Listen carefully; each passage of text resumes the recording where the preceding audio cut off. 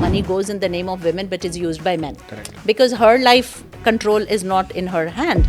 So I have been a regulator and I have seen this financial system build financial services does not include women. I've actually become increasingly feeling that the world is sexist and no one benefits. So women have a very granular understanding of money because they know how much is going to the dhobi versus how much is going to the EMI or insurance. My home is one where my mother's income has historically been zero.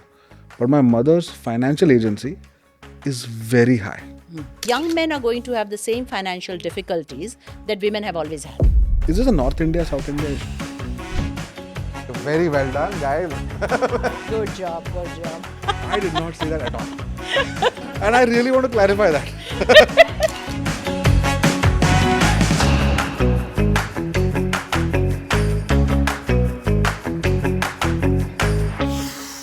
Hey guys, just shot a fantastic episode with Shinjini Kumar.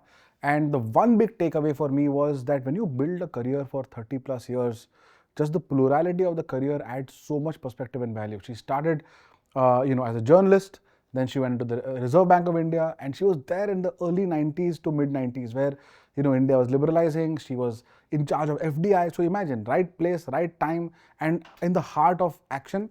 And then, of course, she went to study in the US, came back, joined Bank of America, and then she was a consultant at PwC, set up their practice, was then CEO of the Payments Bank at Paytm, and then she kind of went back to the corporate career, and in COVID became an entrepreneur at the age of maybe 45, 47 or so, right? Just a tremendously non-linear career, so diverse in her experiences, and it comes out, right? And plus, in addition to that, she is a woman in a space that is mostly dominated by men. She's come from Bihar, Hindi medium school, which kind of had to fight her way up. And just the confidence, her maturity, her ability to understand her consumer. I'm tremendously excited about the episode that we have just shot. And I really hope that when it comes out, you will enjoy it just as much as I did. Welcome to the BarberShop. You have kind of course, been been a CEO, been a senior leader, board member, and entrepreneur. But let's kind of talk a little bit more about the entrepreneurial journey and the inspiration for financial inclusion for women, and hence SALT. But talk a little bit about the thesis, a little bit about what it meant to do. It clearly seems to be a mission-oriented, purpose-driven business. And what's the last 4 or 5 years been like? Let's kind of go deeper into that. Sure. I think for most of us, last 4-5 years would be some form of shock and change primarily because of COVID, right? Because if it wasn't, then something is wrong with you, right? And so even for me, it was a double shock because it was COVID and my mother was diagnosed with cancer. So I was with her in the hospital. I was working at Citi. It was a big job putting all my large team to remote work, and but I was able to work out of the hospital because I had to, and it started to lead to very meaningful conversations with my mother. And I was never as close to my mother as I was to my father because my father is the erudite person in the family. When I was in the hospital, I started to talk to her, and she was a school principal, and she changed many girls' lives in her own way because she worked in very, very small schools, rural areas. So when she started to talk about her life, and it was the first time I was having conversations with her because I'd never really spoken to her. I went to the hostel when I was 14. It was, regular stories. You come home, you crib about the food and stuff like that. So I started to talk to her and I started seeing her in a different way. But I also started to see women's lives in a different way. Because my own life, for whatever, lucky circumstances, had not been difficult, even though I came from a very small school, Hindi medium, no privilege in that sense. You grew up in Bihar, right? I grew up in Bihar. So I was I was that person who didn't value any of this stuff. I was like, I had to move out. I have to constantly keep growing. I have to constantly keep doing bigger and bigger things. And then suddenly I was talking to her, and she started to talk about things. And for me, life had been like, okay, next big thing. So because I was so focused on the next big thing, that I don't think I was ever sitting back and thinking that something was an achievement or that something was hardship. You know how it is, that phase of life. And also I ended up doing men's jobs all along, because those are the jobs that were available. Those are the jobs that came my way. I did them well. I don't think I had, a little bit here and there, but nothing major personal. And then I was talking to my mother, and we would talk about, other things. And I started to see a little bit of the woman's life in a different way.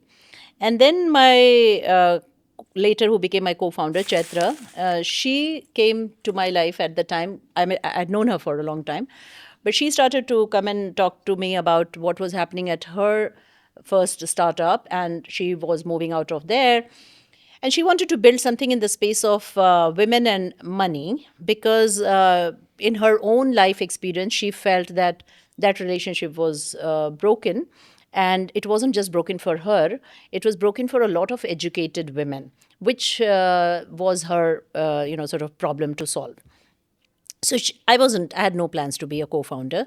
I had no plans to be an entrepreneur. If at all you had asked me 10 years ago what I would do after a career in corporation, I would probably have said I'll live in the mountains and I'll write, okay? Because those were my things. But she started talking to me, and I started to help her, because it was she understood the product part. She understood, obviously she brought a lot of that design thinking, etc.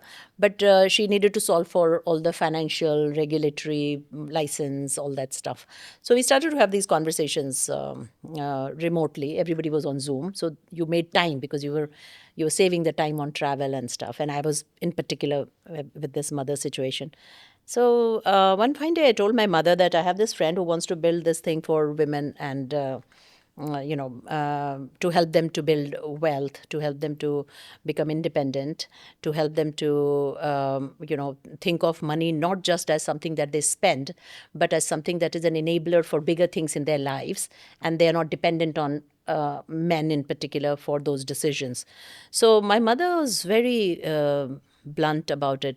So as soon as I told her this, and I said, sometimes I feel like maybe that's what I should do. And my mother says, so, and my mother only spoke Hindi. So she said, तो क्यों नहीं कर रही हो?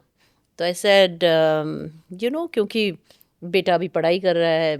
My younger son was still in his undergrad, and the elder one had decided to be a filmmaker after his law school. So it's not like he was earning money or whatever. So I said, I think like it's a little early for me to do that. And my mother said, तुम्हें कितने पैसे चाहिए?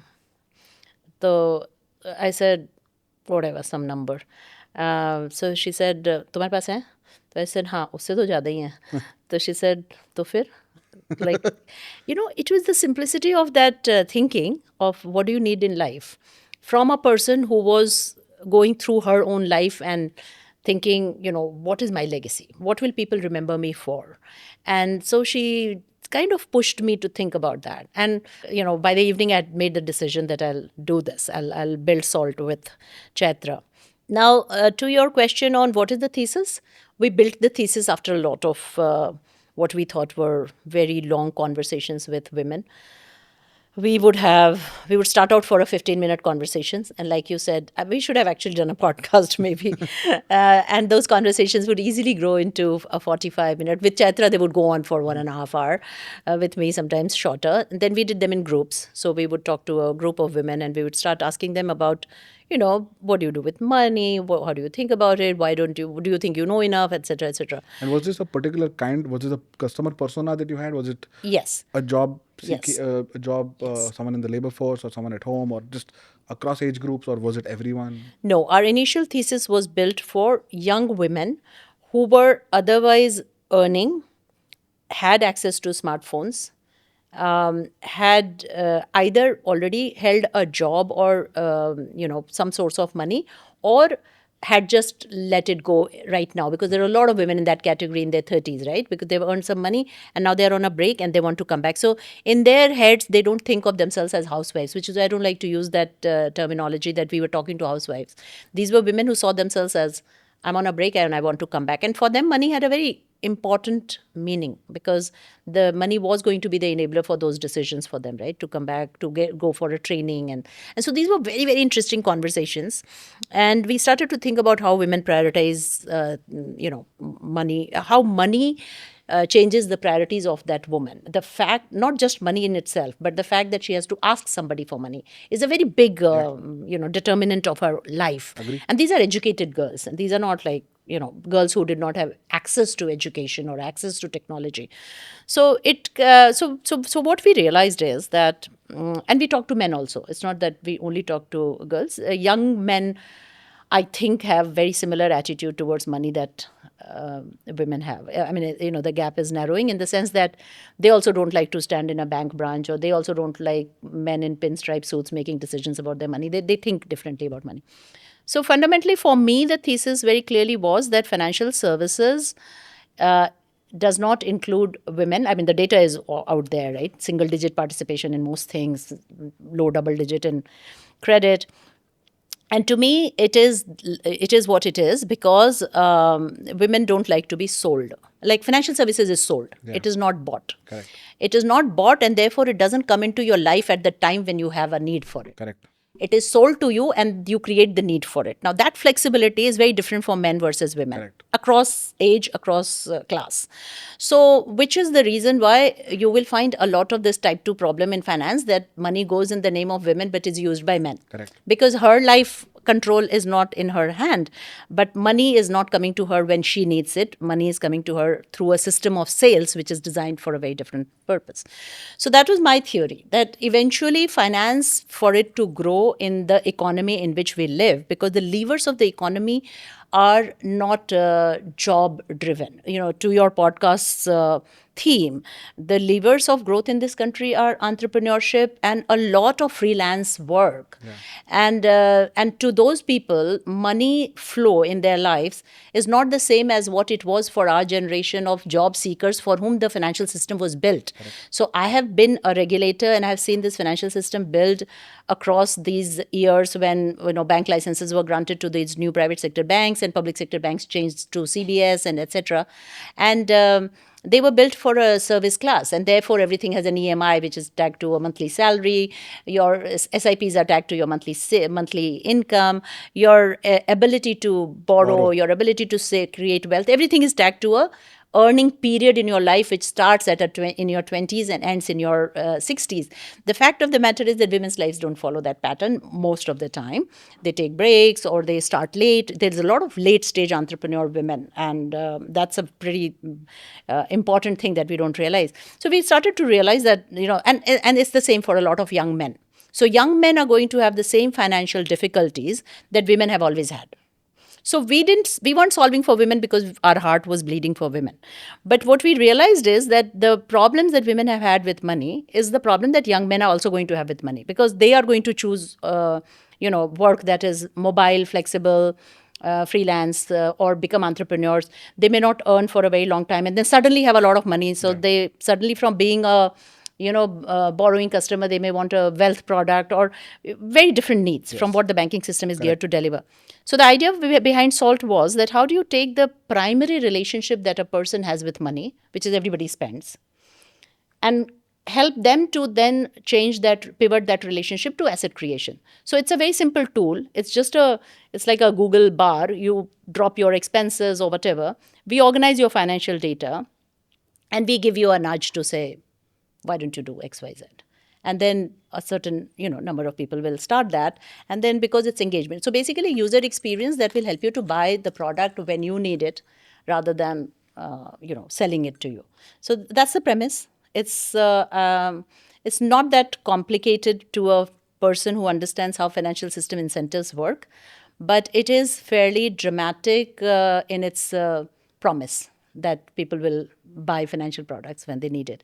And so we went with the thesis that women are better users for the beginning. And yet when we listed the app, 45% of our users were men. So of the 250,000 people who use the app, because it helped us to train the model, build a more sophisticated response system of the model, 45% were men.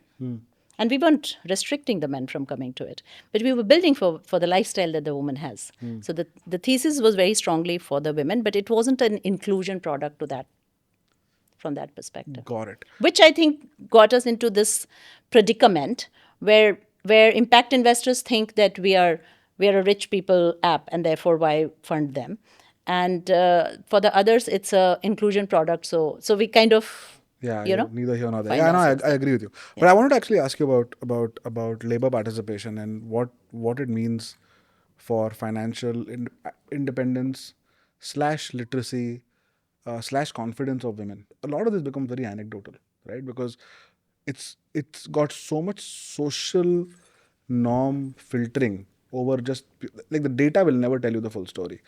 For example, my home is one where my mother's income has historically been zero. But my mother's financial agency is very high. My father's income is 100% of the home income until Yash and I started earning.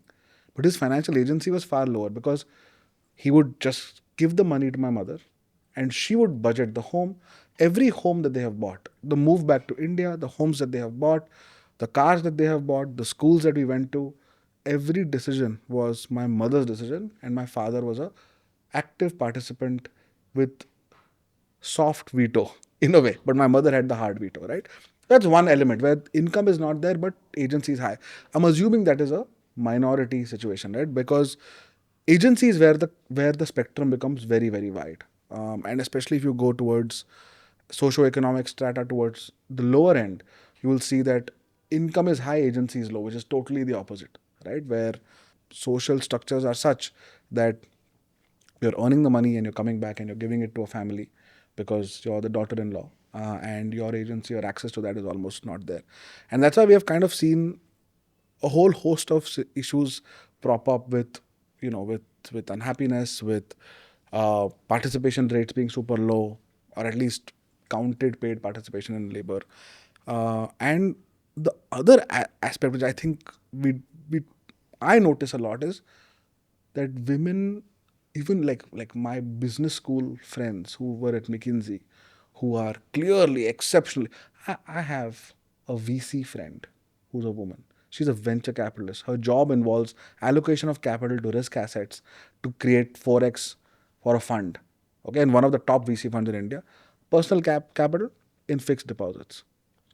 Mutual fund exposure zero, equity exposure zero, real estate करना है नहीं करना है पता नहीं यार. I'll ask my dad. I'll ask, I have to figure it out. Have you thought about it? No, it's too painful to think about. फर्क नहीं पड़ेगा. I'm like, no man, just open a spreadsheet. You'll figure out that the delta of your decisions are huge. So then it kind of leads to that also. So there is a clearly structural slash real issue.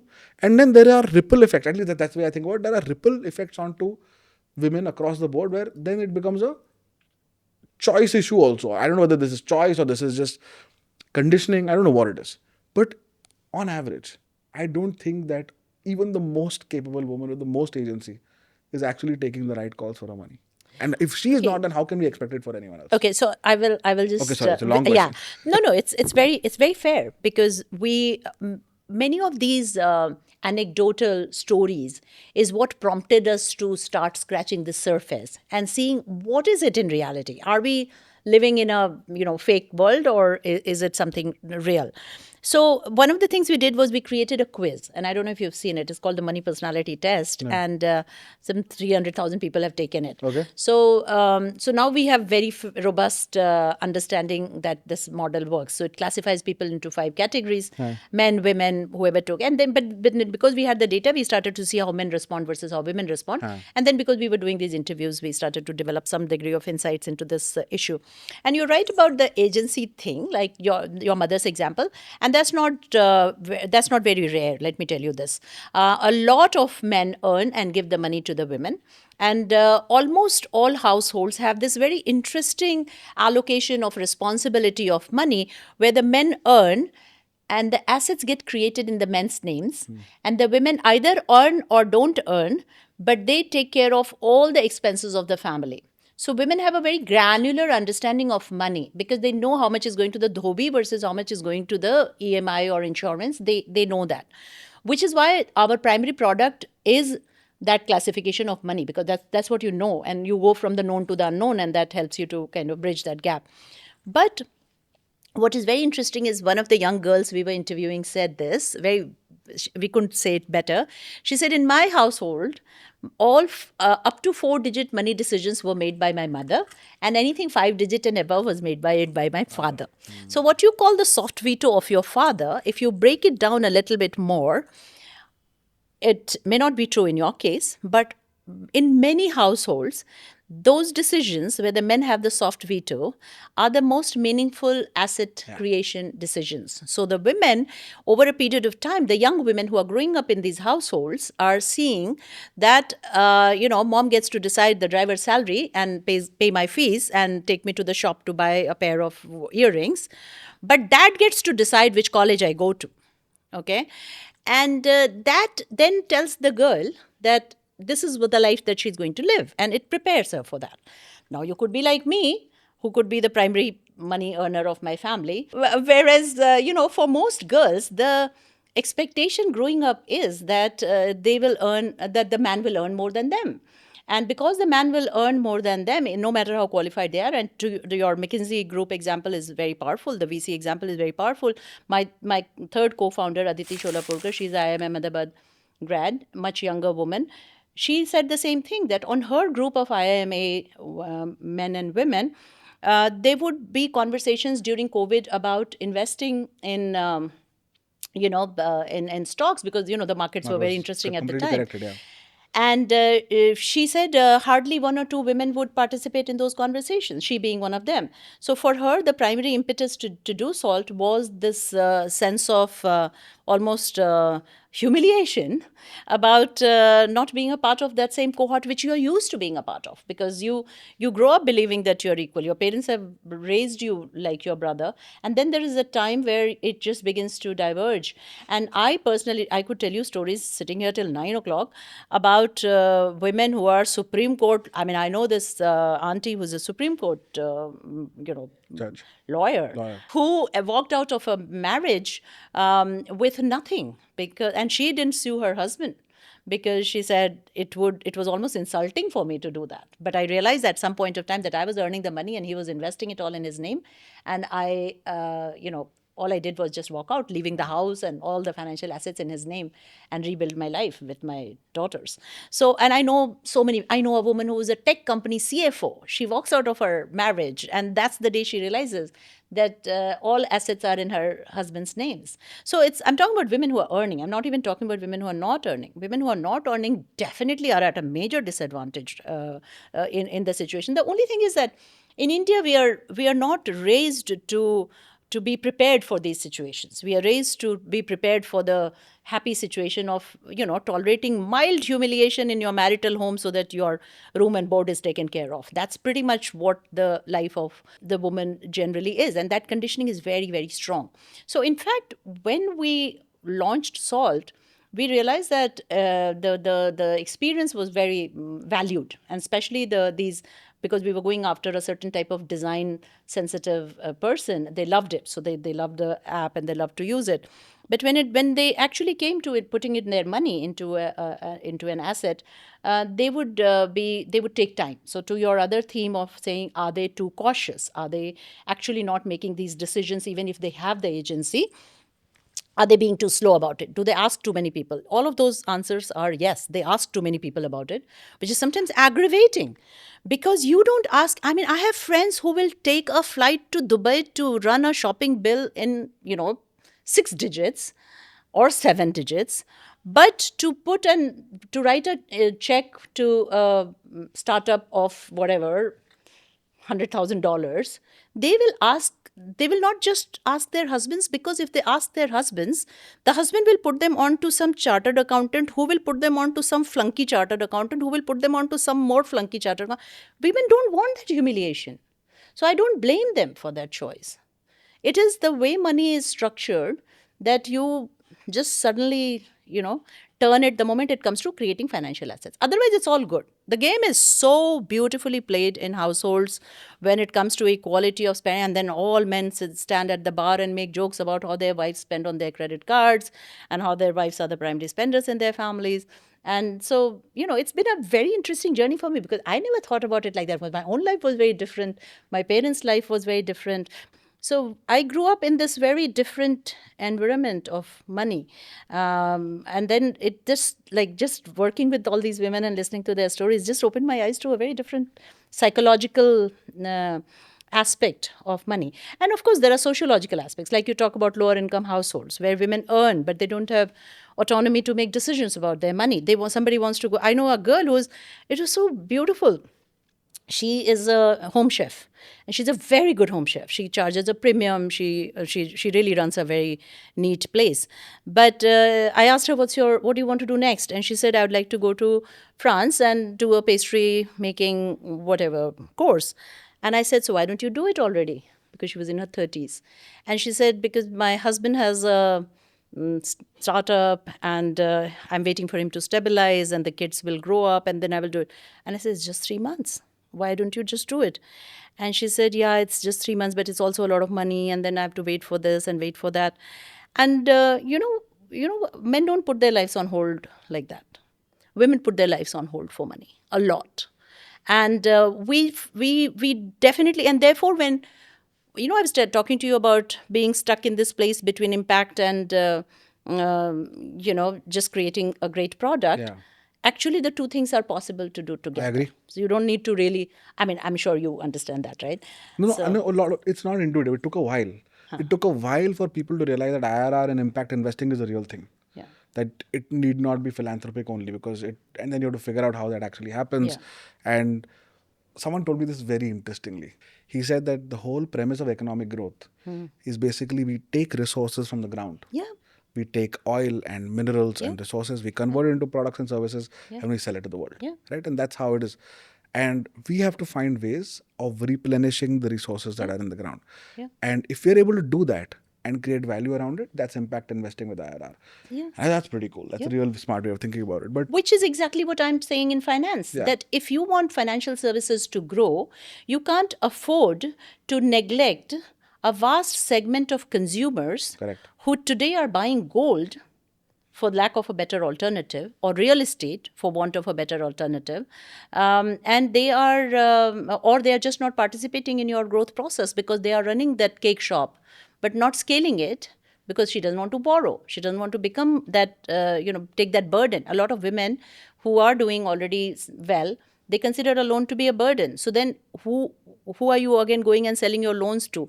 Lower and lower categories of, just young boys between whatever 22 and 40, 28, yeah. who are taking infinite amount of personal loans and trying to do, because they need to live their lives. They're doing different things with that money. But you're missing out on all these women who have come from the same families, who have gone to the same schools and colleges, who have the same skill sets, but they're not borrowing from you. So if you want to expand that consumer pie of financial services, can you afford to lose out on so many customers? is this a product availability issue, or is it a social conditioning issue? Because I always feel like making the product available I don't think today personal loans are not available to women. Aha, that's a very good segue into a long discussion. But essentially, you could say that it's not a product availability issue, but it is a product availability issue. Because I would assume that if you are the more risk averse you are, the better you are as a customer, right? Or no? So here's how it works. I also feel like, for example, like this, a lot of my statements today might be like, can be just broad brush stereotyping, but I'm going to make them anyway because this is a safe space, and I'm assuming that genders are different for a reason, right? I've in general noticed, we now have 180 employees, of which roughly 65 are women. I've generally noticed financial risk aversion and sincerity as clearly, if you were to do a normal distribution of men versus women, the average woman would be higher than the average man, and hence ability to pay back, and hence obviously a better customer. Yeah, so then you're already answering the question. So think about what is the product deficiency. The product deficiency is that you are selling the same product, a 38% interest product, to the girl who you are talking about, who's risk averse and who has higher repayment ability and willingness, compared to somebody who has taken out 3 different personal loans and tried 3 different things to do. So that product availability, which we think is the product availability for all of these people, is actually not product availability. You know what I'm saying? But why? Why would that not be the case? Because obviously, if I am that consumer who is more cautious or who's likely to borrow more to my need and who's likely to do more diligence and repay your money, you should give me a lower rate of interest, no? Correct. But you won't. Because your product availability has been created for this rain shower of loans, which can be sold through platforms that are primarily It is not. It does not. men's spaces. The NPI ratio does not feed back into the product So, itself. no. So, I will tell you why. Because it doesn't really matter. The number of women who you will be able to target with all of that effort will be so low still that you will not do it. So, for the last 3 days, I've been at these entrepreneurship conferences, right? So, everybody is trying to solve for this problem of how do we have more women entrepreneurs scale? Because it's not that women don't start in entrepreneurship, they do, but they are typically quite happy doing the small, because it's like they have to answer so many questions when they borrow. And first to family, so to your question of social conditioning, That's something a product cannot so solve. आप घर में बैठ के सिलाई कर रहे हो, ठीक है, अब आपने अच्छी सिलाई करनी शुरू कर दी, आपको अच्छे पैसे मिल रहे हैं, आप अब चाहते हो कि 4 टेलर रख के बाहर बैठ के कराएंगे, हाँ? So first you have to answer the question, क्यों, क्या ज़रूरत है, बाहर जाके करने की क्या ज़रूरत है, अच्छा तो कर रही हो, घर में हो रहा है, पैसे आ रहे हैं. सो you it's not just the loan. Before you get to that point of saying should I bring in equity or debt to expand my business, you first have to answer a bunch of questions which for a man are actually almost a rite of passage. If they don't do it, then they're asked those questions कि भाई तू घर में बैठा रहता है, काम ही नहीं करता है. Until he has a shop or some place where he wears his shoes and goes in the morning, he's not considered to be employed. Is this let me cut this across a bunch of axes for you, and I would love to know this. Is this a North India, South India issue? So I would assume this to be a far more loaded in the North situation than in the South. So I shouldn't be talking to South India so much because my own research is not that deep into it. But I'll tell you something. There is currently a project in which I'm sort of getting to know about, and it's in Tamil Nadu, and it is around women entrepreneurs and what problems to be solved so that we can increase this capital availability to the right type of women entrepreneurs at scale. So that's the project, and I'm very looking forward to learning more on that. But some cultural variations will always be there, not just between North and South, but also between East and West. Like, I can imagine a Gujarati family with access to a block printing press where the woman is the primary designer, being more open to either giving her equity or family capital or helping her borrow as long as there's a market where she can sell, because that's eventually how all businesses scale, and all women-owned businesses that scale also scale in the same fashion. It's not that women-owned businesses scale without availability of external capital by way of debt or equity. So, but to get to that point is usually a slightly more longer and more hazardous journey for women, and we haven't solved for that yet. So one of the things that we think remain to be solved, and a lot of people are trying to solve it. I mean, the government wants to solve it by saying we want to build whatever 2 crore nari, har ghar entrepreneur. Like the government wants to solve it at scale, but at a nano level. SIDBI wants to solve it at a different level of scale. We want to solve it at a different. So there are enough people who want to solve it, but you won't just solve it by taking the same product and making them more available, because as to your question, they are already available. So if these products were working, then these would have already worked. Nobody is preventing women from going and, buying mutual funds. But to your VC friend's example, she's still not buying it because probably she doesn't want to explain to somebody if it doesn't do well.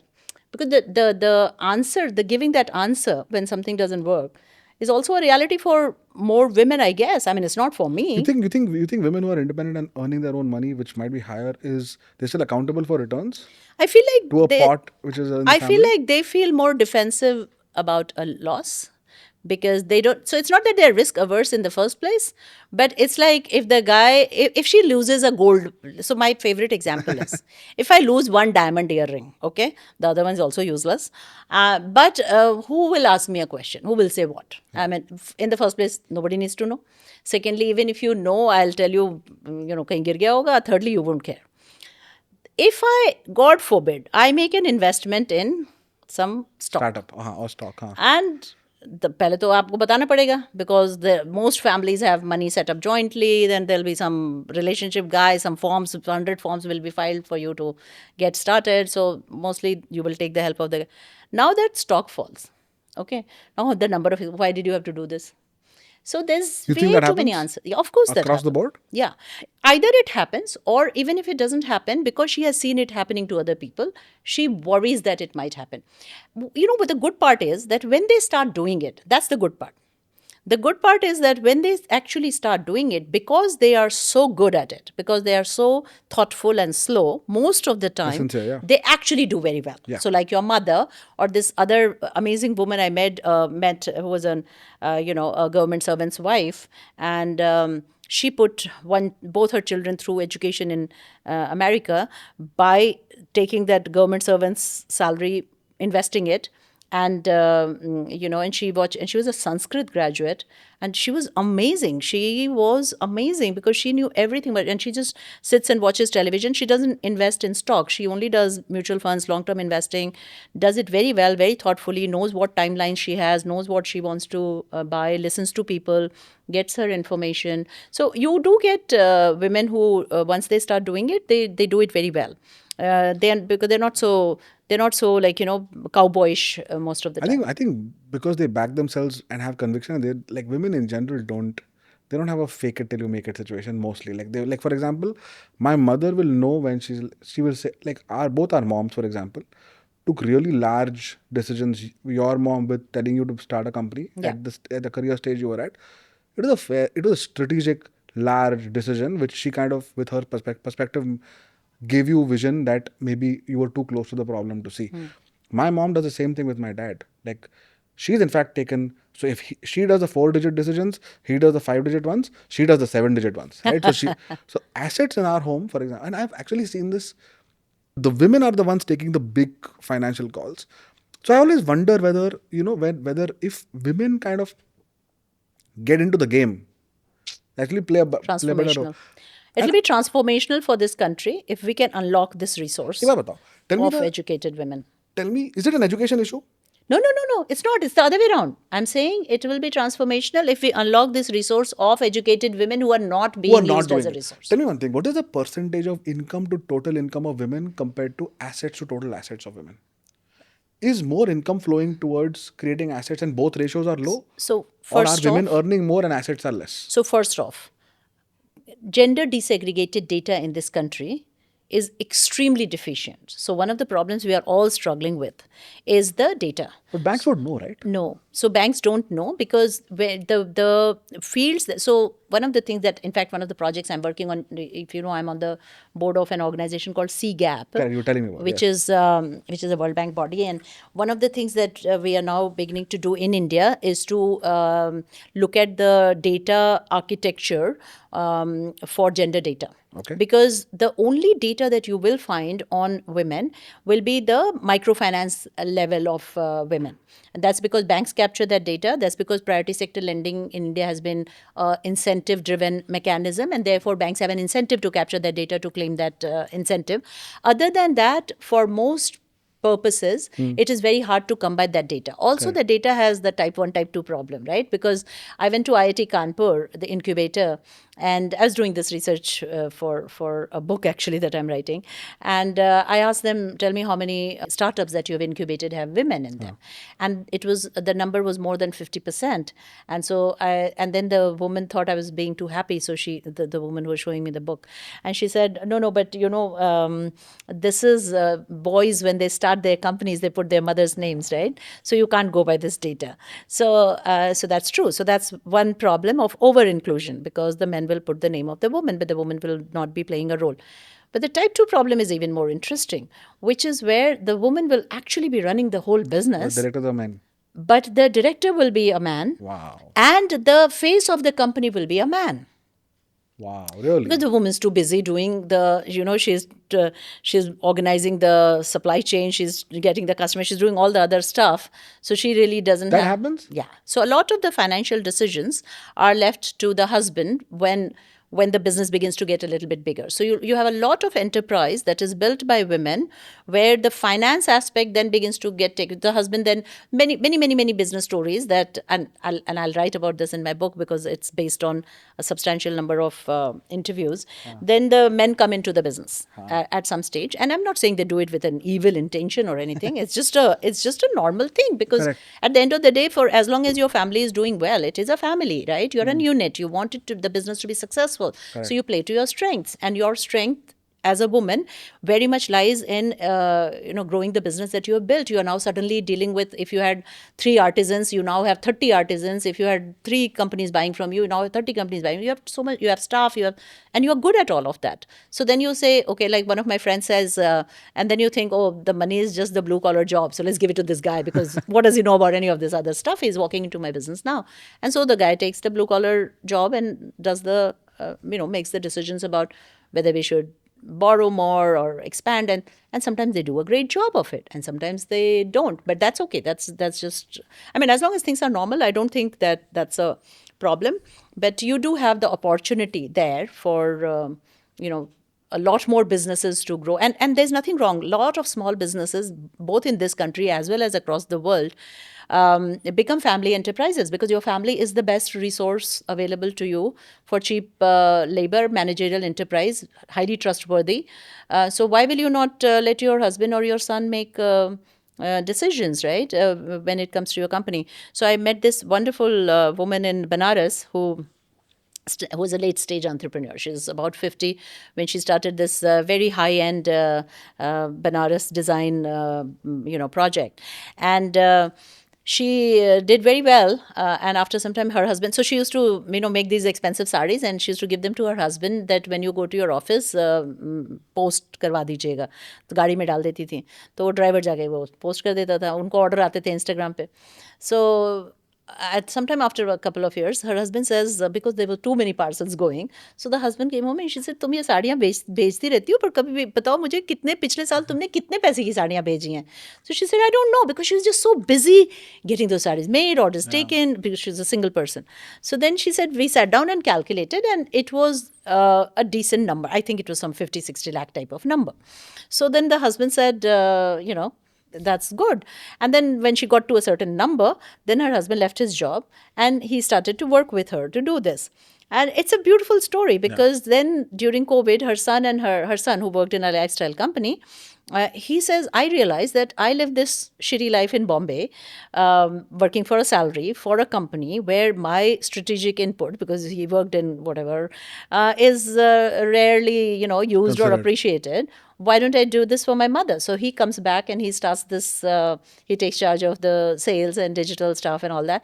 But the most beautiful is that the daughter-in-law, who's a very gorgeous looking young woman, she models the sarees. And if you see, a lot of enterprises grow like that, and it's a good thing. But the thing is, then you get to the point where you now need to grow it more. That's where external investment or debt type of thing begins to come in. And it's for all of us to realize how this resource can become bigger. And maybe a sari is not a good example, because although it's a huge market, it's also a highly competitive market. But then some will survive and some will scale and some will do well. So that's what they said about, men's formal wear until Manyavar came along, and you could say there's a national brand for men's formal wear. Yeah. It was unimaginable. Yeah. But there's a brand. And for saris, there are some Nallis, etc. There are some large scale brands, but truly, I think the unorganized market is a lot more. There are a lot of things that you'll find in the entrepreneurship space that I think can scale, that has a market, that these women have the competence and the ability. Food, for example, hospitality. I traveled through 30 of India's tier 2 cities for my book, and I found that almost in every city there are women running cafes. Because I think when they went to, most of them have this story to tell, that they came from another city after their education, and they found that there was no place in their city where they could just go and have a relaxed coffee. And so they started a cafe. And I think we underestimate the importance of making a city into a city by creating public spaces. And a lot of women are actually doing that, because what we don't realize is that women are very important vectors of social change and custom change, because they travel, they're forced to replant themselves into different places, which men don't have to do. Yeah. Men only migrate when they want to migrate, and therefore they're chasing a job or an economic opportunity. And so their thought process is very devoid of culture in general. So they go to a place, they're making the money, and not a bad thing. I'm just saying that's how it happens. But for women, what happens? She didn't choose to go to Nagpur. She didn't choose to go to Raipur. She didn't choose to go to Coimbatore. She got married. She finds herself, and then her network is broken. She's not going back home anytime soon. And so she needs to find an opportunity in this city. And so many women I met who decided to create that as an opportunity, converted their homes into an Airbnb, or converted a little place into a nursery school, converted a small space into a cafe. So there's a lot of entrepreneurship in women space, which for a traditional investor is very hard to understand. Yeah. And the reason it's hard to understand is because you will ask the same questions that you ask a 28-year-old boy when he is an entrepreneur, because the typical person that you're used to dealing is an ambitious, smart, understands his margins, understands his product, understands his market, understands competition guy. You have the confidence that he will be able to get by and break through. That's who you are looking for.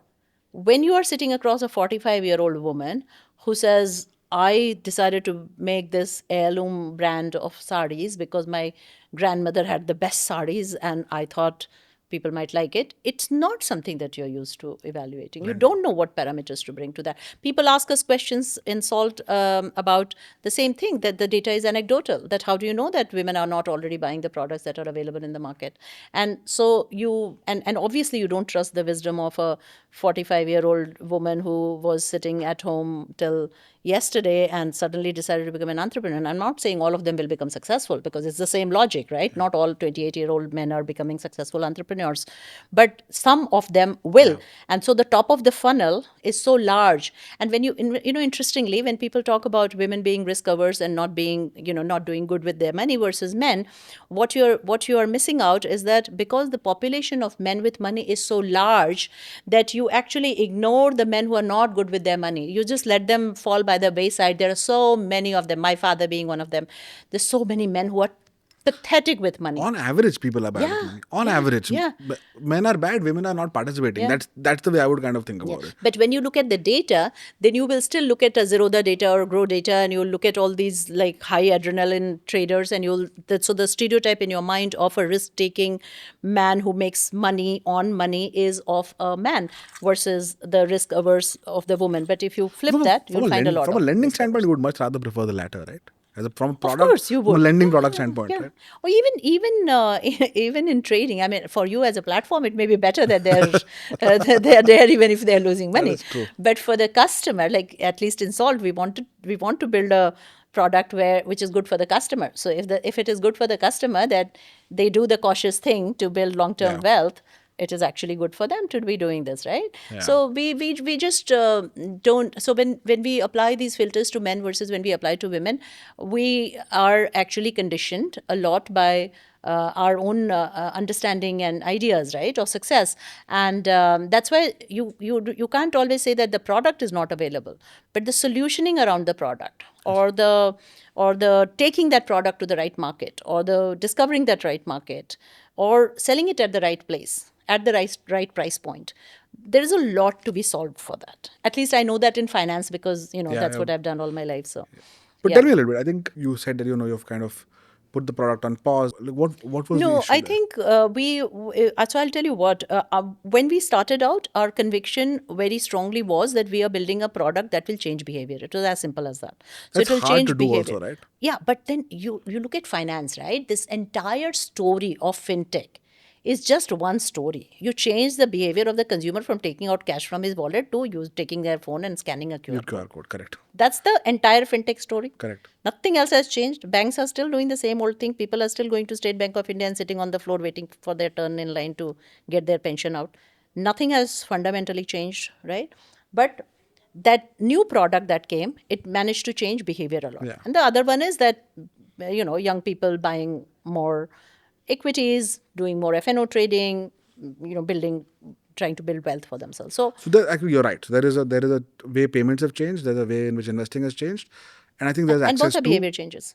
correct, and there's also access to easy loans Lending, now. yeah. Like massive. Loan to hum nahi baat करेंगे because loan is a very simple product. See, Correct. what you have to realize in money is that a payment is a transaction is very easy to was in a way easy to change that behavior, because once I give you money and you take the money, we both build trust in the system, right? So we are used to doing that trust building by giving cash to you. You look at a note, and if it doesn't look fake, then we are good, right? Yeah. Similarly, when I transfer you money on Paytm or PhonePe or 100 different platforms, as long as you've got that money, you have built trust. It doesn't matter what the platform is, right? Correct. The platform could be Bombay Shaving Company. Correct. As long as we are getting money, we are The good. money. In lending, it's even better. मेरे को क्या मतलब है तुम कौन हो? तुम मुझे पैसे दे रहे हो, वापस लेना तुम्हारा काम है. So I will trust you, whoever you are. You're giving me money, I'm good. If the less sensitive I am towards interest rate, the worse the consumer I am. Correct. Right? Every banker knows that if a person walks into my room and says, sir मुझे किसी भी rate पे पैसे दे दीजिए, तो वो बंदा तो पैसे नहीं लौटाने वाला है. वही बंदा पैसे लौटाने वाला है जो आके आपका आधे घंटे दिमाग खाएगा कि नहीं नहीं मेरा रेट कम कर दो, मैं ये अच्छा करूँगा, मैं ये करूँगा, मैं वो करूँगा, है ना. So the point is that आपने वो ट्रस्ट की आपको ज़रूरत ही नहीं है, ट्रस्ट बिल्डिंग की. Problems in financial services always start when you go beyond these two products. वहाँ पे कुछ नहीं चेंज हुआ है. वहाँ पे अभी भी आपको फ़ोन करके कोई घटिया इंश्योरेंस बेच रहा है या अच्छा भी इंश्योरेंस बेच रहा है, आपकी लक की बात है, आपकी नॉलेज की बात है, या कोई आपको कॉल करके SIP करने के लिए कह रहा है, क्रेडिट कार्ड बेच रहा है. क्रेडिट कार्ड बेच रहा है, right. So if you want to change that process to helping a consumer understand their lifestyle and their needs and pulling the right product at the right price point for them, because they know, like, nobody can missell to me, right? I will go and ask questions about saying, hey, look, how can you give me a loan at this rate? I'm this, my CIBIL score is this, I'm this person, whatever. So we want to make more people, those people. It's also insane. By the way, Asim, in fact, told us on a podcast recently that people might know what interest rate means, but they don't know the implication of an increased interest rate. So he said, 20 साल का अगर तुम्हारा घर का loan है और interest rate 1% से बढ़ जाता है, तो your 20-year repayment becomes 32 years. I was like, क्या बात कर रहे हो, चांस ही नहीं. बोलते करो एक्सेल निकालो, कंपाउंड इंटरेस्ट का फॉर्मूला पता है. I said, हाँ. Then he made us do it. I was like, this is crazy. In your mind, it's like 1%, but it just changes everything. Apply the same logic to your wealth creation. 100%. When you're giving 1% commission out to somebody for your mutual fund, which doesn't require any work on their side, right? Versus you doing it, being able to do it yourself. So yeah, it's very hard to grapple with very fundamental money concepts. So our goal actually is to help the consumer get to that point gradually through this process of hyper engagement with an app, which is constantly just engaging with them on and telling them fun things about themselves, their own use of money or other. So essentially the model is built around your lifestyle. So if you are spending on Bombay Shaving Company 5 times in a month, then it will tell you, are you sure you really need all those products? Would you rather take 500 rupees out of that and put it into an SIP? And how do you know that? Like, this is an SMS reading thing, or is it? So we built on the account aggregator rails. Okay. So account aggregator gives you some data, but essentially in India, because people spend a lot on UPI, it's very hard to get consumer level data. So one of the big deficiencies in India is going to become, and it'll just get worse and worse, because people, when they spend on UPI, you will never know whether I gave you the money as a settlement of debt, or whether I gave you the money for a Bombay Shaving Company product, or whether I gave you money because I liked your coffee or whatever, right? I will never know. So what we created was for the consumer to be able to do that. So the model actually builds around your lifestyle, and over a period of time, it begins to give you the right suggestion. So that was the thesis. The thesis is that if you understand your money, if you start to engage with it, you'll get better with it, and you'll become a better consumer. To answer your question, what do we think went wrong? I think we tried to do too many things early because we got the money. Like, if we hadn't been if we hadn't had the money so early, we You would have raised probably. capital upfront. How much did you raise? So we raised about $2.5 million upfront, and then another $1 million as notes. But so the idea was that because we had money, we hired very smart people, and so we had very smart people. So we built too many things, and then we also got a license to do our own, to sell our own mutual funds, etc. So I think what it did was that it put, Distribution of mutual funds. we didn't want to do distribution because I fundamentally think that scaling distribution inevitably leads to mis-selling. I'm sorry, I'm a bit cynical, but I thought if people buy direct, then it's better. So we were doing direct. So I think, so the capital allocation went into these things rather than prolonging the runway. So that's what effectively happened. But then we were faced with the choice of either going for a slightly rushed sales type of experience, which we didn't want to do because we were quite wedded to the idea of not force selling to our users, or saying let's revisit the strategy. So we opted in favor of revisiting the strategy, and we'll do that next quarter. Okay, so the app is like the product is still The kind of product running. is ready. The product is there, but we took the app off the app store because every customer adds cost to you now. Because we are at a stage where AWS costs because the model is big. The Correct. model. So every time you ping the model, and many pay times for during it. the day it refreshes, right? So the costs were. But for the current users who have already, No, we shut it for them. okay, so Right now we just shut it for them. Just- And many of them were very sad because they came back and they said, can you suggest a product like this, because we really like it and we really miss it. And then I said, okay, would you have paid for it? Because that's the discovery Yeah. that we have to make, right? If you really like a product, then You have to pay for would you be willing to pay for it? Because in the long term, then that's where you want to get to. and what's the view on that? Like, do you think I think they'll pay. people will pay for this? Yes. Especially I think women will pay. One fundamental mistake that I think that I would not make if I do this now is that because everyone in India tells you, Arey, fintech, nobody pays, Arey, Indian customers don't pay, Arey, Indians don't like to pay. Everything that I have seen in my entrepreneurial journey has been to the contrary, convinces me to the contrary. I know that people obviously don't pay for transactions, etc., because somebody else is paying, and it's, as I said, it's serving a very different need. But I think people actually trust you more when they are paying for a good quality product, and I think we did not have that conviction to start with because we probably didn't give it enough thought. But if I had to do it again, I would put that filter much earlier. Interesting. What are the big learnings? Because if you're useless, you're useless. Like if you don't want to change your life, Yeah. I'm not here to be. I'm not I'm not a saint. I don't want to change the lives of people who want to live in their hell. Yeah. But in a country of 1 billion people, if you build a well-designed product that actually helps people, Yeah. there will definitely be that many people who want to take charge of their money and change their own financial lives. I am now very convinced about that. Yeah, 100%. If you're going to pay 1% to your mutual fund guy, then you might as well. Exactly. And you don't even know that, right? Yeah, you might. don't People, even even know if they that. know, they don't care. Yeah, they don't care. कि इतना तो मेहनत कर रहा The है only thing is यहाँ पे आपको upfront देना पड़ता है ना, तो आप मतलब फाइनेंशियल सर्विसेज में ना उनको आदत है कि मेरी पीछे से जेब काट के ले जाओ, Correct. मुझे नहीं फर्क पड़ता Yeah, है, you make पर me the आगे profit से and मेरे I'll से take, 50 हाँ. पैसे मत लो. That is so true. ये हैबिट है. तो आपने बोला ना हैबिट चेंज करना मुश्किल है, तो आई अग्री विथ यू कि habit change. So the fundamentally between Chaitra, Aditi and me, the reason we went after women was, as I said, we are not philanthropic people. I don't believe in helping people who want to die in their hell. The reason we went after women is because women's habits have not been spoiled by this existing system of selling. So we said, if we can get to this customer who is anyway not happy, not बाहर खड़ा है, fence के बाहर खड़ा होकर सोच रहा है करे या ना करे, तो उसको कुछ नया दो तो शायद वो ट्राई करेगा, है ना. जबकि जिसकी तो आदत ही खराब है तो उसको फिर क्यों करना है. So that was the idea of going after women as a cohort, because we felt there was a need.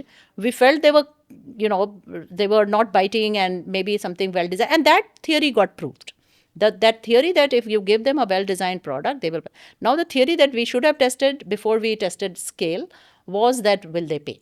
At least that's my personal view at this point of time, having gone through this. So yeah. That's a very interesting point of view, which is people should pay for a service which creates value, even if it is upfront. How was it at Paytm? How was Vijay to work with? You were there at a time when things were like really like, post demonetization. I was there during demonetization. So this was a crazy time, Yeah, right? it was crazy. It was a crazy time, and in fact, you know what? I think I've seen you there in the Paytm Yeah. office. This seems like such a long time ago. We thought It is 8 कि हम years. लोग ना subscription पे ना blades बेचेंगे. Yeah. ये मेरे को बहुत डीप कन्विक्शन था कि सब्सक्रिप्शन पे हाँ, क्योंकि repeat use product. और customer has to pay automatically. So I went to Paytm. Thankfully, at that time there was a McKinsey team serving Paytm, and you know, Alok na. Alok, Tosha, and these guys. Okay, and through them I got contact to the guy and I told him क्या देखो boss, Paytm wallet पे ना automatic मेरे को subscription अगर customer website पे बोल रहा है कि मेरे को इस date पे ये चाहिए, I want automatic subscription. नहीं नहीं OTP चाहिए, ऐसा नहीं बिना OTP के चाहिए. So we kind of did all of that integration, and it happened. Subscriptions did not take off, but I used to be in the Paytm office very frequently in that period. Okay. But how was it to be at a company kind of innovating with a founder so out there, and you know, kind of frankly, Vijay, for all his public persona, I think knows his business like the back of his hand. He's amazing, actually, in many ways. So I'll tell you what. Did that shape what you did? Like, did that shape your entrepreneurial journey in a way? I think so, very much. I'll tell you what. When I went to meet Vijay, I had no idea that I was joining Paytm. Okay, because I had barely walked out of being a regulator, which is a very different kettle of fish, and I had walked into consulting. So I'll just focus on that a little bit, because when I walked into consulting from being a regulator and being a Bankam, head of compliance, so very procedural job, important job, but very procedural, and very different DNA from Paytm, frankly, like very different. And then I go to, and also you're building upon your strength, right? I already know regulation, so I'm now telling you something. So there's nothing new for me, and that's why I got bored, and that's why I got into consulting. But when I got into consulting, it was a very interesting. That actually I think was a turning point for me, because I didn't do well in my first year at all, because people who hired me with an expectation. Where were you? Where were you working? PwC. PwC. Okay. I was there for 5 years. Okay. So I was hired with an expectation that because I came with this deep regulatory expertise, I would be able to help all partners on there, because it was a time of deep regulatory disturbance, right? So I've had a very interesting life, okay, career-wise. These things only make sense in retrospect. Of course. My first job was as a journalist in Times of India, okay? And it was at a time when I came to do a journalism program here in Delhi, and Dhirubhai Ambani started a newspaper in that year, and they poached a lot of people from Times of India. So what they did with some of us, as the top of the class, they gave us jobs instead of giving us the diploma. And they straight away hired us. And so I got hired like without having to pay fees as a journalist, and I learned whatever I had to learn. So that was the unique thing. Then when I wrote the RBI exam, that was the first batch in which they were hiring BA degree वाले लोगों को. उसके पहले MA वालों को hire करते थे. So I got into RBI as a BA without having to do my MA. अब कुछ ना कुछ special हर जगह होता था. फिर जब हम RBI में आ गए, I used to handle FDI in India, which was a big deal, right? In 1990 में I joined. Oh wow! Right at the right time. Right at the right time, and then foreign exchange department में posting हो गई. Wow. So I got to see this whole shebang of really. Yeah. It was I would have loved to see time. a Manmohan Singh kind of. Oh, it was just so amazing, that vantage point of seeing the economy open up. And I used to handle FDI and royalty payments and technology transfers. So all of this telecom and cars and and I had to learn a lot, because obviously हमारी technical understanding थी नहीं, हम कोई MBA करके तो आए नहीं थे, हमें थोड़ा बहुत मैक्रो इकोनॉमिक्स वगैरह आता था. And then I had to sit there and understand how cars are imported, how duty is paid, how Maggie can continue to pay royalty beyond 7 years because of the product versus process patent. And so there was a lot of learning, right?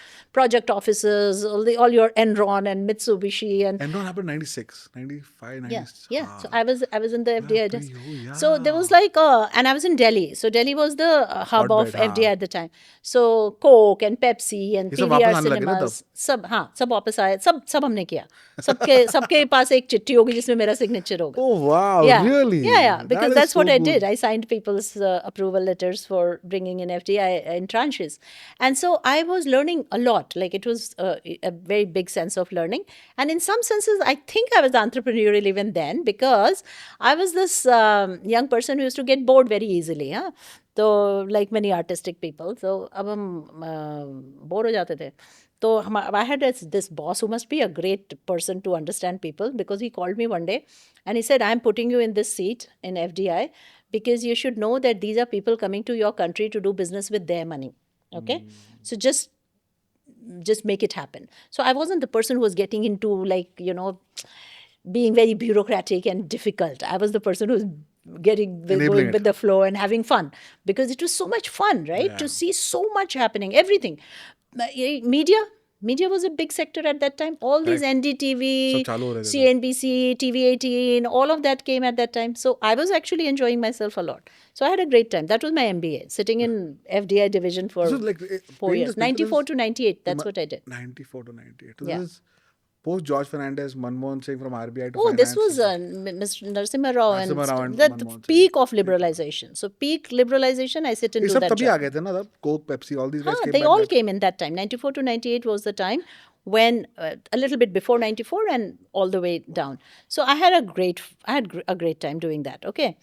Then so I think that idea that you could do new things because it was a new thing for even RBI, right? This whole thing was new.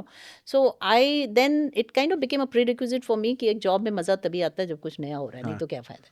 तो वो अच्छा हो गया. बाद में जब banking then I went to US to study, and when I came back I was in banking supervision. Supervision was great because it's very erudite, it's very show off. I understand capital adequacy, I understand 100,000 ratios, and it's all like you have no stakes, right? It's a consulting game.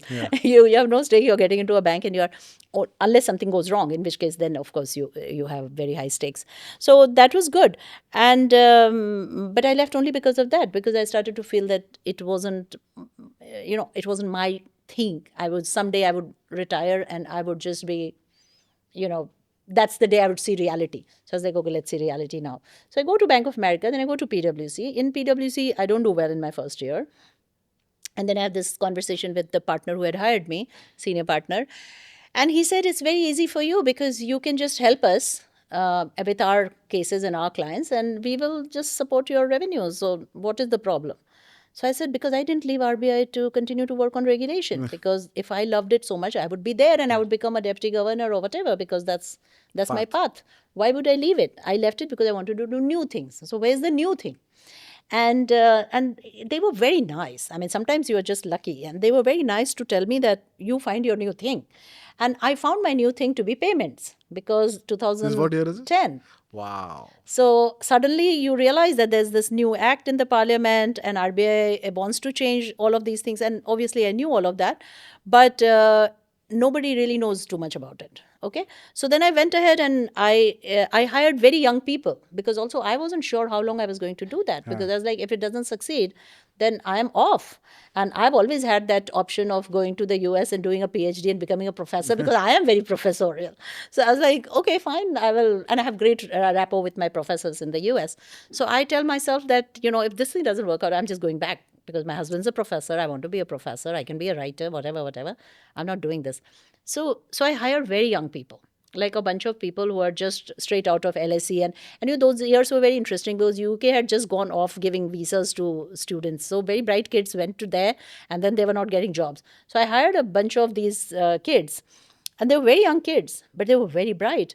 And so they set up this practice, which I started to call inclusive finance, because Raghuram Rajan was there and he wanted to do so much. License dena hai, pata nahi kya karna hai. तो हमने वो बना लिया नया business, और वो business अच्छा हो गया. Wow. So in addition to that, we were already having global regulatory crisis. So we anyway had these revenue streams of AML and KYC and the regular consulting gigs. So I managed to, then PwC was very nice. They gave me the India head of banking and capital markets role. So that helped me to bring together all these multiple pieces, etc. That's how I met. Actually setting up a whole practice. So I set up a practice. Yeah, along with the government also in a way. And that actually helped me. And because I had these inroads into government, into banks, because I came from that background. So it was a entrepreneurial experience, if you may say so, keeping the costs low. Not that anybody made me accountable for the cost, because in these firms they only watch the top line. But in my own head, I didn't want to hire people who I would feel bad to let go. Yeah. So I would only hire people who I was confident that if I leave, these kids will go back to college. I'll give them a, like, I can get them to go to Harvard or wherever they want to go. Some of them actually did. And so I just did that. And that gave me a lot of confidence that I can do new things. So when I met Vijay, I'd already done this, and I understood that space very well, because, that's what I was doing. So, but I still didn't meet him with the intention of joining his business at all. I came for a meeting, and we ended up talking for a very long time. And we have a lot in common in our background, right? Hindi medium school, and he's much younger. But I was very struck by the fact that, in our generation, if we came from a Hindi medium school and we happened to get lucky to be successful, we took it upon ourselves to look posh and stylish and speak good English and, just like fit in. Yeah. And here was this guy, and that was the most striking thing for me about him, because he was so unapologetic about being who he was. And I could see a lot about a new Indian and the new confidence of the new Indian in that interview. Yeah. As I went through the day, we spent some 3-4 hours together. And I was seeing that it was a very different world that was unfolding, because I was already, I think, 40 or whatever, close to 40. No, I was more than 40. And so I was seeing a very different world. And so I wanted to be a part of it. It didn't matter to me what I was going to earn or what I was going to do. And so when they made me an offer, I basically took it because it was taking me to places that I don't think I had an opportunity to go to any which way. But I knew the space, because I was from a village. I did have I do have uncles and aunts and cousins who come from that excluded world of higher education or finance. So it was very interesting for me to actually go and build the bank business plan around that India. So, and I think products should be made for people who are like that, who really are unapologetic about being both. I agree completely. Yeah. So one of the things I loved about Paytm was the fact that the brand was so amazingly built that it fulfilled that promise, that I and my driver could both use a Paytm to transact, both of us feeling the same sense of Trust. affinity and trust of that brand, which I thought was a very remarkable thing. Agree. Because I could use it for an Uber, but the Uber driver was also using it with the same, felicity. So it's the same thing with a few other successful apps, because you build a great product and then everybody. I don't think owns it. anyone has done it the way Paytm has, frankly. Not in India. Yeah. Yeah. So I thought it was very, very striking. So I liked the product. I liked Vijay as a person because of our common backgrounds and all this thing. And of course, he's very, very sharp, right, in many things, not just the product thing, but in many things. But more importantly, I didn't understand most of what he was doing, because I didn't come from that world, right? Technology and data. I mean, I understand it in a very intuitive human way, but not in any other way. Like, I couldn't value his business. I couldn't understand it. But what was interesting at the time is that he was thinking very differently about the bank at the time. He was thinking about the bank as a very pivotal thing to the Paytm thing, and therefore it was a very big opportunity. And I think that is how the governor also at the time was looking at. I mean, it's unfortunate that it turned out to be very different, and but I think it was a very exciting thing for me to be able. Although it was a very short time. I mean, I left in 15 months and I went back to city for various reasons. It was my own city. My kid was there, and demonetization changed many things in the way we were thinking about money and finance and scale and all of that. I mean, it was a scale which was mind-boggling for me. I don't think I had the intellectual or emotional capacity to deal with that kind of. I mean, if somebody were to tell me today that I need to build SALT for 500 million Indians, I could probably think about it, but I don't think that's intuitive to me. it's also like Paytm was actually built on like Uber, for example, is built on a very simple use case. Drop from point A to point B. That's it. If you're a rider, if you're a driver, that's the use case. Paytm was simple, right? I think it started off with Was, but not now. no, now it is right. But at that time, it was a very, very simple use case. And that use case was encapsulated for And I think everyone. that was, and fundamentally, that was the major learning, right? Because Paytm was that simple use case which could just go viral to 500 or even whatever billion people. But what I was trying to do with the bank was essentially, because to me, finance is always that deeper relationship, because it has to be built around that person and their life. And it doesn't have to necessarily be built in the way that banking system builds it, right? कि तुम 20 साल में नौकरी करोगे, 60 साल में retire करोगे, तो pension fund बना लो and all that. But in their own way, in the way that that customer needs that money, it needs to be built around that. So to me, that is much of a deeper game than a wider game. So that was the thing. And I went to City because fundamentally then I felt convinced that if you have a profitable business which is generating returns, and if you can now build a technology that can scale then what can you do with that? So it was the reverse of the opportunity that I had at Paytm, that I was then and these things just came to me. It's not like I was looking for a job ever in my life, but because it came to me at that point of time, it seemed like, let's do this. Did you ever like kind of think about MySalt kind of moving in that direction towards NBFC or even AMC or?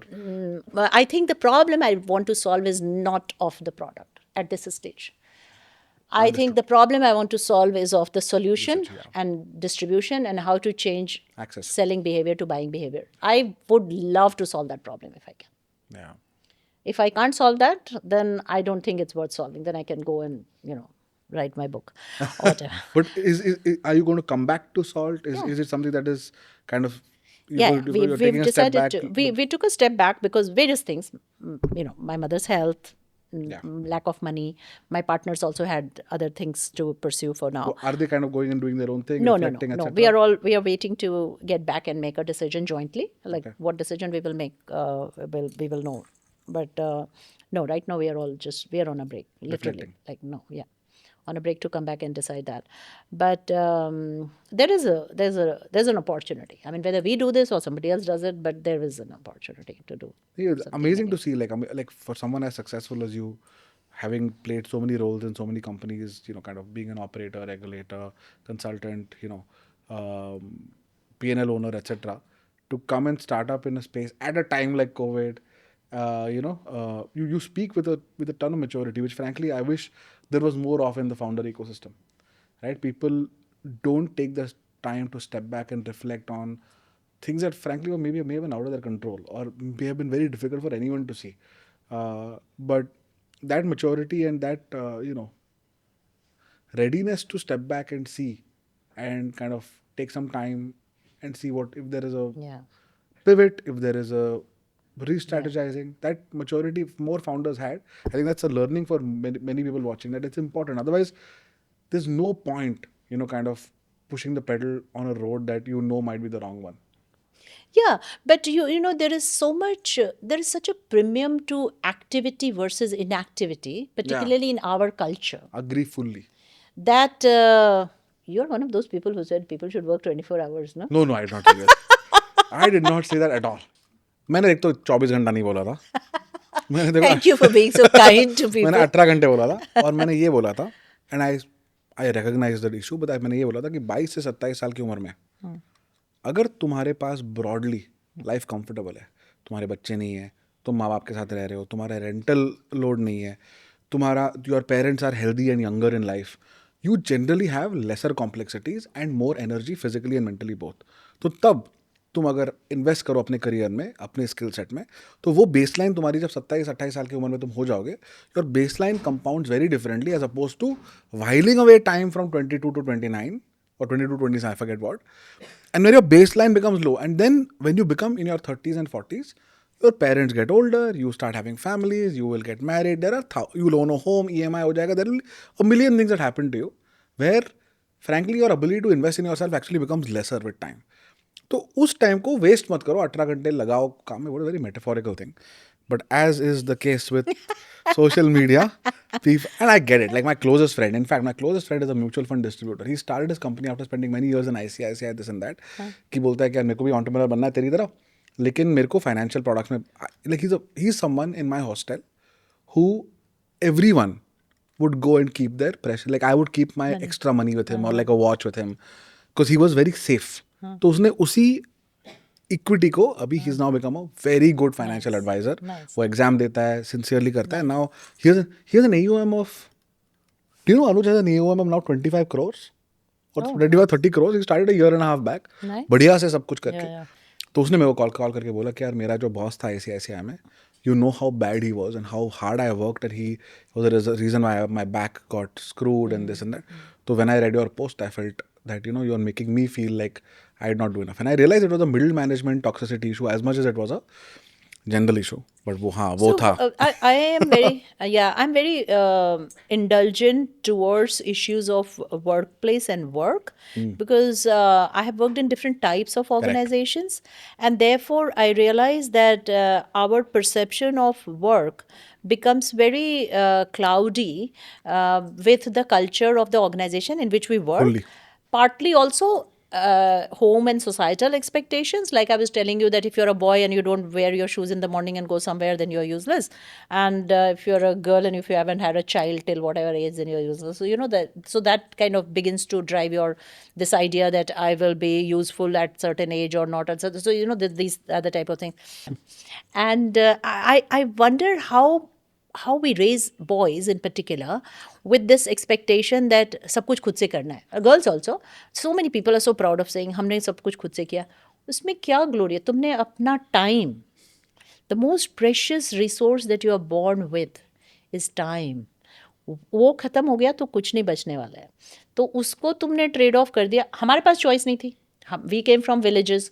We didn't have a choice. If I wanted a home in Bombay, I had no choice but to really work hard and get that house. But if my son wants to work in cinema and wants to make the kind of cinema he wants to make, and he can't raise the money for it to start with, he's most welcome to live in my house, and he shouldn't feel apologetic about it, right? But we do make people feel apologetic about a lot of this stuff. So how we define work is a very complicated subject, and that's why I will not get into your 18-hour space because when we say 18, you could think I'm being lazy, but I could actually be working, right? At that point of time, my brain may be working. I may be coming up with something. I completely agree. I think for me it's mostly about plurality and skill building. Yeah. I think at some point your biological neuroplasticity goes down. तुम कितना भी कर लो, 50 साल के बाद तुम guitar नहीं सीख पाओगे जितना तुम 15 साल की उम्र में सीख सकते हो, right? Or Excel or any of the tools that you need to be productive at whatever your choice. There are people who have done it, but yeah, it very takes difficult. an extraordinary. It's very hard. Yeah, it takes like physically, it takes more effort. Your neuroplasticity goes down, everything goes down. So you might as well compound initially. But it's more about not working, but kind of skill building. But I agree with you actually, and you raise an important topic on, and I know that we've had discussions even before the podcast started about gender and the role of. I just feel like there is. I've actually become increasingly feeling that the world is sexist and no one benefits. Like nobody benefits from it. Like we spoke about objectification and that, sexual objectification of women is such a big thing, but men are violence objects, and we are seeing it happen a lot. We were talking about divorce right now where it's happening both ways. I think if you see just amicability of it versus misuse on, again, this is a place where I really want to get into the numbers and understand this because there are activists on either side and we want to figure out what, but the issue is the divide is becoming real. And one of the things that someone told me that if you take 100 young men, and my fundamental issue is this only, right? The way we raise our boys or the way we raise women has been different, and it continues to be different, and it continues to be different in different ways also. So it's not. How have you done it with you? You have 29 and 23-year-old boys. You clearly are thoughtful about it. But what do you think about raising young men in India? And how do they solve for what you did? Let me start with my husband then, okay? Because my husband comes from a traditional family, traditional Bihari family with a matriarch and a patriarch, lots of brothers and sisters, big family. I don't think in their family any man ever went into the kitchen. But when I married him, he was more feminist than even I was a feminist. I am a feminist. And I find it very stupid when people say, oh, let me not be a feminist, but, and that's like one of the most stupid statements. But Because the definition has been changed, no? no, there is no such thing as a definition. It's about you being equal in respect, equal in opportunity, okay? And you can define it however you want. But the No, but fact there's a is that you will fight. It's about. but definitive anchoring is critical because otherwise you will No, never. it's not. It's not. It's not. Because it's big. See, I'll give you an example. When Simone de Beauvoir talks about feminism, she is placing herself equal to Jean-Paul Sartre or people like that, right? So she is placing in that context. When I'm talking about feminism, I'm placing myself in the context of saying I need to get respected when I walk into this organization's, office. I should be treated as others. I should be given the same opportunity, same respect, right? So it's that pair. When the girl on TikTok says, I want to be an object, but I want to be respected for it because the dude with pink hair gets respected or disrespected, I don't want it to be different for me, right? She's fighting a real battle. I don't have a problem with that. I don't think that I have a problem with, I don't want to make it a definitive thing. But to your You're personal right. point, When you say the definitive anchoring is equal respect, equal opportunity, fully agree with that. Yeah. And I think that's what it should always be, right? And yeah, but and it's not very hard to get to that point because even within that, for example, as a woman of privilege now, because, caste, status, money, right? Today, how I think about feminism needs to be a lot more questioning and challenging my own views and my own assertions than it was when I was a 22-year-old girl in Patna with very, strong views because I was on the other side of it, right? I needed to fight more and fight a different battle. So today I need to understand for that girl, what does it really mean? Yeah, What is her agree. struggle? So we always have to keep That I agree. expanding this circle of understanding. And I think some of us stop doing that at some point of time, which is where this ossification begins to happen. But to answer my own experience of how I think I navigated it rightly or wrongly is because my husband was very clear that in very simple things like you have longer hours of work and therefore I will wake up earlier and make breakfast. Yeah. Very simple translation of Oh yeah. we need to divide homework equally, right? Similarly, when my younger child was young and my husband took a semester off to take care of him. He was doing his PhD. I came back to India. I joined RBI. I was due for a promotion. I had more responsibility. He took a semester off to come and take care of the child, right? And that's fine. So I think that level of equality is something which I think I kind of learned from him. My boys, very simple things. Look, like in our family, all the men cook. Like everybody cooks. I love to cook and I love to cook for my family. So if somebody walks into my house at 11 p.m. and my son walks in at midnight and says, I don't feel like ordering anything today. I want to have a pasta. He can go and make his own pasta. But inevitably, I'll go and make my pasta. And my guest will be wondering that this woman, she thinks she's a feminist. And look at her, she's making pasta at midnight for her son. Because love is not against my feminism. My love is not against my feminism. And also making a pasta is an adult thing to do. Yeah, It's not a man and or he woman can thing. do it. Yeah. But what would be wrong is if I didn't have the liberty or the emotional, freedom to tell him that I'm tired. You today make it for yourself. Yeah. I'm tired. Just go do it or order it. So I'm translating it in a very simple way. But I think the idea is not that you shouldn't be.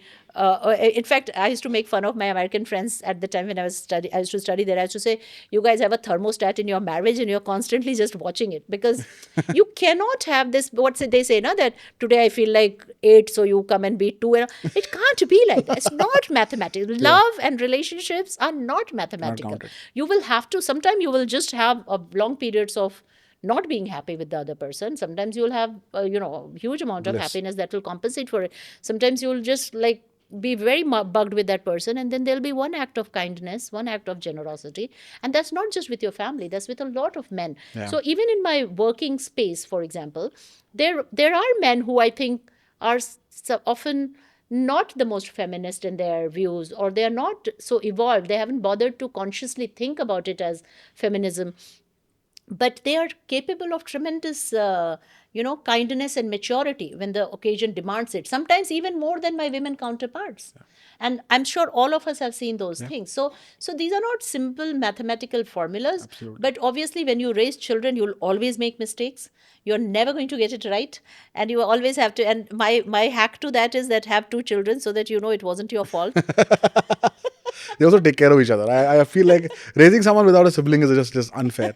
No, So also, yeah, like, to so be I have honest, to. I think I fully agree. I think, and I draw parallels to my mom, because my brother and I were like, from the age of 10, 11, 12, when she would come back home with two thelas of, let's say, vegetables from the shopping, she'd take the bags from my hand, give me a glass of water, patila, chai lagao, and just do this for anyone who comes home. So making chai as a 12-year-old, setting the table, cleaning up myself, ironing dad's clothes, everything, like jhadu pocha lagana. The maid did not come, it was the ushers on my job. And frankly, I just feel like, over a period of time, we have found a way to concentrate value added by human adult to the world. We've concentrated to economic calibration only. Yeah, which I think is a great, segue onto the work, the idea of work, right? Yeah. The idea of work is very badly screwed. Fully. And I think it's just getting worse, and there's something that needs to be done about it. So like in villages, for example, when I go now, or even in our own urban, among our urban poor, it's a very sad thing that they raise their children to go to school and to do nothing else. Yeah. And the children come out of school and they're not Yeah, qualified ill-equipped. to get a white collar job, and they consider themselves, they've not been raised to actually do the hard work on the, Yeah, the uh, blue the on the collar, grind. yeah. And it's not helping. It's just not helping them. So, Absolutely. And that's and where, people in the village, sorry, young no, no, kids go in ahead. the village, I ask them, ye kaun sa ped hai? And they don't know, because it's no more an expectation that if you are growing up on a farm, you should know what the animal sounds like, and you should know what which clouds will rain, and you should know. These are basic levels of education that we are giving up in favor of some some school which teaches you something In English. which really doesn't prepare you for anything. Anything, yeah. But so the idea of education, the idea of work, Work. are both not very well, executed for us at this Also time. understood. Yeah. It's not understood at all. Like, I had a long, like, I come back to my parents a lot because that's the only real place where I have a lot of information, data, right? It took me a long time to understand that, and my parental exposure, 80% mom, 20% dad. So dad was not home. So I always assume that he's the one who's working.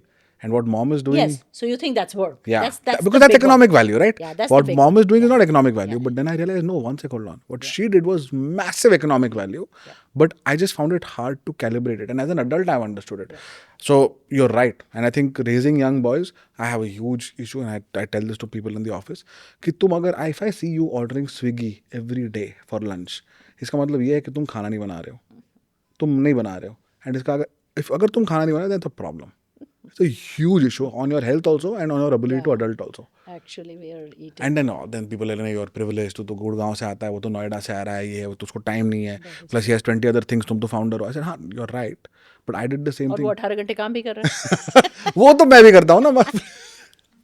But I used to cook in McKinsey, यार. आप सोचो, in a job like that, No, it's anyway, cooking is an extraordinary activity. keeping the house clean. It puts you in touch with your senses. You are smelling something, you're tasting something, you are seeing colors. It is the most beautiful activity. If you are not doing it, you are missing out on something. Your food, the worst abomination of our time is the cloud kitchen. The person who's cooking for you doesn't know who the hell is he cooking for. आपको पता है अभी He has no love in his food. You are eating food that you have no idea what You will has not been put into believe, it. Shinjini, Why are you doing this? you'll not believe the pitch I heard recently. And then you guys are funding it. I'm not. I will not do it. Somebody is. So बोलता है 10 Worst minute thing. 10-minute delivery of food. Worst thing. And then the next page was 2-minute cook time, 8-minute delivery time. मतलब क्या खिला रहा है भाई? 2-minute cook time क्या खिला? Now you come back. दाल चावल कुकर चढ़ाया था तो खुद. वो तो नहीं करता. That you can't do. No, we'll keep the purees ready. We'll keep this ready. You're feeding trash, yaar. It is to so people. sad. And a country like this, which has such amazing food cultures, Agree. and we are giving it up all in favor of these. Takes 20 minutes to make a meal for 3 people. 20 minutes My लगते हैं यार. husband had this hilarious thing today because we decided to go for a walk in Nehru Park, and then we came back and we said, okay, we'll go and eat in Sagar Ratna. We'll have a breakfast because old time Love it. restaurant, na, it used to be very good. Ashok No, mein, no? Ashok Mein. And the food was this. So we ordered a rava idli and it was so dry and so bad. And first I scolded them. I said, "Where's the ghee? You don't serve rava idli without ghee." So anyway, so then my husband thought I was being unkind. But anyway, so after some time he tasted the idli and it was so bad he couldn't take more than a bite. So then he comes to the room and he says, "I think I have this very magic realism type of idea that we could throw those idlis and samosas on people and they would start dying." Because they are so bad. But seriously, a lot of food that's getting served is, I mean, Delhi, of course, has great food, but a lot of food that we are getting, served through this system of mechanized eating and cooking is Horrible. it's just sad. I It's very sad. really hope that there is. Yeah, so I think your listeners, I don't know if they'll become entrepreneurs, but if they can go and cook a Cook for nice the- meal I in their fully kitchen agree. tonight, Fully- I think fully agree. they've added to their quality of life, and that is a worthwhile objective. We recently funded a company which makes very healthy atta, very healthy chawal, very protein rich. उसने वो seed को modify किया और ये सही business है. Because तुम खाना बनाओगे इससे. This is important to do. Seriously. This whole food in 10 minutes and food in 2 minutes, this is rubbish. But you're right. I think raising the next generation of men and women to be financially independent the way you're Yes. doing it, to be economically and otherwise independent and self-dependent, I think is super important. And Shinjini, I think today's been just phenomenal. So much to learn from you, on entrepreneurship, leadership, the ability to kind of take risks, and also just step live. back and laugh at laugh at life in an artistic way, because end of the day artists are they see the comedy in everything, whatever the form of art, right? That's what my mom says. End of the day, the thing about artists is they'll never take things too seriously. They'll always have a very different perspective. So this conversation, hopefully for our viewers, is one that kind of gives them that perspective also. And all the best to you you. for everything that you do. But before we let you go, I know you need to go to Nizamuddin, so I have an eye on the time. Any last words of wisdom, advice, observation, critique to, let's say, someone who's your younger son's age watching, 23, 24, 25, possibly in their first job, or studying their master's degree, or wants to start up on their own, thinking of starting up, doesn't have the courage or doesn't have the financial backing or doesn't have something in their life that is holding them back. But what would be your advice to that person watching? Okay, so a couple of things. One is that, deal with your fears. Because a lot of time what holds you back is fear. Fear could be fear of failure, which is a very common one. Fear could be, other people saying something, etc. So deal with that. Acknowledge it. Don't brush it under the carpet. Don't live with the assumption that you are invincible because you come from a certain background or you've been to a certain school or you have, because it can also work in the reverse. Sometimes you think that I'm made of steel because I came from a poor household or etc. No matter who you are, face your fears and understand them, deal with them.